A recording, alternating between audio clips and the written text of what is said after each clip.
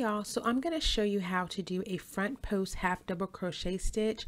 This is a stitch that allows for you to have a thick, chunky texture in your project. So I'm going to show you how to do that here. You'll need to start with at least a row of half double crochet stitches in order for me to be able to show you what a post is. So that's what I've done here. I've created my half double crochet stitches, and that right there is considered your post. Okay, and so in order to work this stitch, you're going to have to work behind that post. So I'm going to show you what you need to do. So you would go ahead and yarn over just like you would if you were going to make a half double crochet stitch. And instead of you going through the top of this stitch, you're going to go behind the post. That allows for that post to be in front of the crochet hook, and that is why we call it a front post stitch. So you're going to yarn over again just like you would if you were going to do a half double crochet. And then you're going to pull back through behind that post. You'll have 3 loops on your crochet hook, and then you will just yarn over and then pull off the bottom 3, leaving 1 loop on your crochet hook. Okay, and I'll show you again. And again, this makes a chunkier textured project. So go ahead and just, work it out. See right there, that's our next post right there. I kind of tried to isolate it a little bit for you. You're going to go behind that post just like that, and then you'll do a yarn over, you'll pull back through, leaving the 3 loops, yarn over, and then pull through again. So you're still going to be doing a half double crochet stitch. You're just going to be doing it behind the post.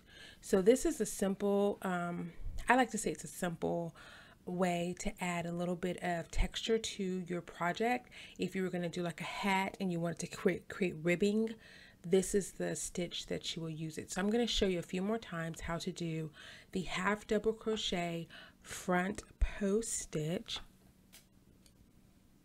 And then I also created a project using this stitch, and so if you want to check that out, I'll leave a link in the description box as well as somewhere in the video so that you can see how a project will work up using this particular stitch. Okay, so see how it's looking.